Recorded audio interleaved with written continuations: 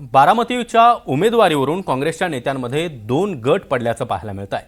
उपमुख्यमंत्री सुनेत्रा पवार यांच्या विरोधामध्ये उमेदवारी देऊ नये असं एका गटाचं म्हणणं आहे। तर दिवंगत उपमुख्यमंत्री अजित पवार यांनी दीर्घकाळ काँग्रेससोबत काम केलेलं आहे, त्यामुळे उपमुख्यमंत्री सुनेत्रा पवार यांच्या विरोधामध्ये उमेदवार देणं योग्य नसल्याचं या गटाचं म्हणणं आहे। त्यामुळे आता अंतिम निर्णय हा काँग्रेस हायकमांड घेणार असल्याचं कळत आहे। दरम्यान कालच काँग्रेसकडून उमेदवार देण्यात आलेला आहे आणि आता काँग्रेसमध्ये दोन मतप्रवाह आपल्याला पाहायला मिळत आहेत। बारामती पोटनिवडणुकीमध्ये आम्ही माघार घेणार नाही अशी भूमिका काँग्रेसचे प्रदेशाध्यक्ष हर्षवर्धन सपकाळ यांनी ठामपणे मांडली आहे। ही पोटनिवडणूक आम्ही सुनेत्रा पवार यांच्या विरोधात लढत नाही, तर ती भाजपच्या विरोधात लढत आहोत असं देखील सपकाळ यांनी म्हटलं आहे। आणि हर्षवर्धन सपकाळ यांच्यासोबत बातचीत केली आमची प्रतिनिधी जुई जाधव हिने।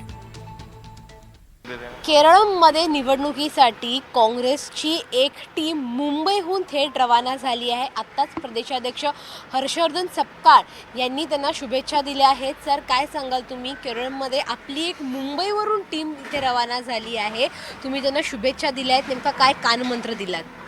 भारतात विविध ठिकाणी वेगवेगळ्या राज्यातली लोक ही पोटापाण्याच्या आणि उद्योग व्यवसायाच्या निमित्ताने जातात आणि ती जात असताना ते दुसरीकडे कुठेही गेले तर आपलं नाव मतदार यादीत गावाकडेच ठेवतात आणि मतदानाला आवर्जून जातात। ही भारताची परंपरा आहे, ही भारताची संस्कृती आहे।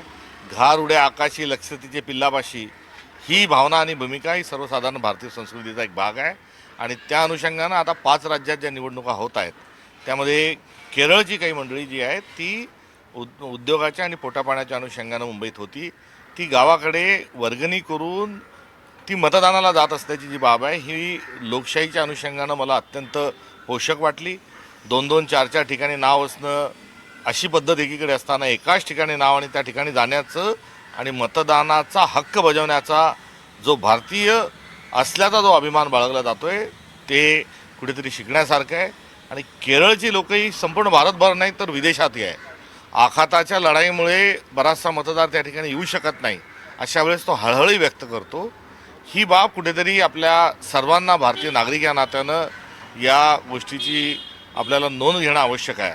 नाहीतर एरवी मतदान आलं की मतदानाच्या लगतच्या 2 दिवसाच्या सुट्ट्या बघून पर्यटकांना जाणं आणि 40%, 30%, 35% मतदान होणं हे चित्र एकीकडे असताना दुसरीकडे लोक स्वतःच्या पैशाने जात आहेत।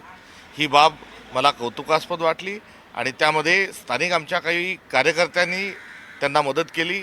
या बाबीच्या अनुषंगानं आज त्या बसला शुभेच्छा द्यायला, हिरवी झेंडी दाखवण्याकरता मी गेलो होतो आणि ही जी घटना आहे ही घटना लोकशाहीच्या दृष्टिकोनातून सकारात्मक आहे। तुम्ही एक महत्त्वाचा मुद्दा इथे उपस्थित केला की युद्ध तिथे सुरू आहे, मात्र तिथल्या काही लोकांना इथे मतदान करण्यासाठी येणं शक्य नाही आहे। तुमच्याशी काही लोक संपर्कात आहेत का? त्यांचं काय म्हणणं आहे नेमकं?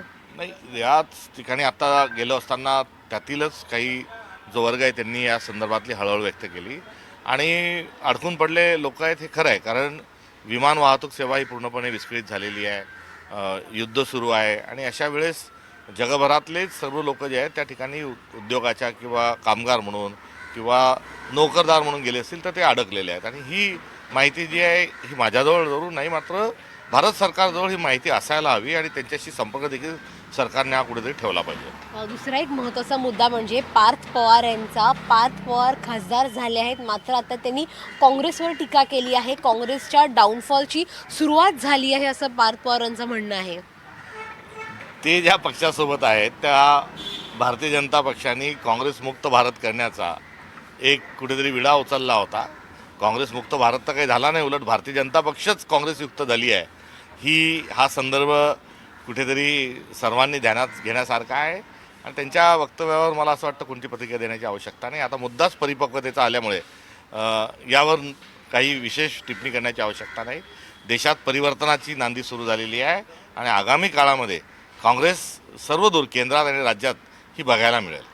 तुमच्या पक्षाच्या अधिकृत सोशल मीडिया पेजवरून पार्थ पवारांना उत्तर देखील देण्यात आले आहेत। पार्थ पवार नवखे आहेत आणि आल्या म्हणजे खासदार झाल्या पहिल्याच दिवशी टीका त्यांनी काँग्रेसवर केली आणि तेही आईविरुद्ध उमेदवार दिल्यामुळे जिव्हारी लागले त्यांच्या खूप।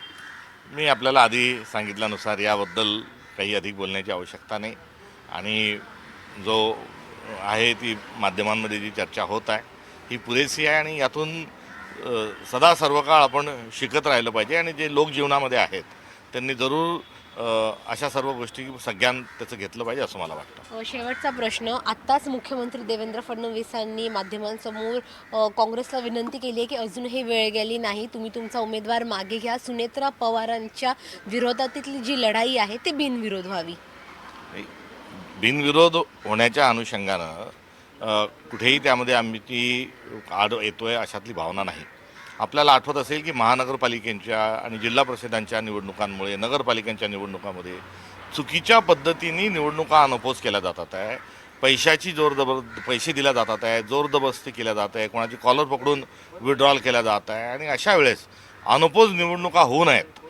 निवडणुका ह्या ज्या आहेत त्या निवडणुकीच्याच पद्धतीने झाल्या पाहिजे अशा प्रकारे सर्व विरोधी पक्ष ही भूमिका मांडत होते. एवढंच नाही तर जे सोशल ॲक्टिव्हिस्ट आहे आणि माध्यमाचे जे प्रतिनिधी आहेत हे देखील अशा सर्व एकंदरीत अनपोज प्रक्रियेच्या संदर्भामध्ये विरोधी भूमिका घेत असताना लोकशाही ही सशक्त करण्याच्या अनुषंगाने निवडणुका झाल्या पाहिजे हे सांगत होती.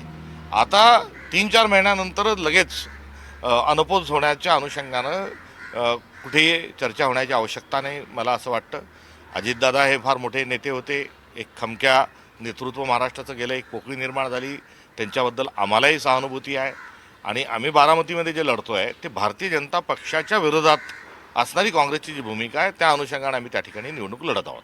धन्यवाद आमच्यासोबत बातचीत केल्यासाठी. व्हिडिओ जर्नलिस्ट अरिंद मोरेसह जुई जाधव, NDTV मराठी, मुंबई.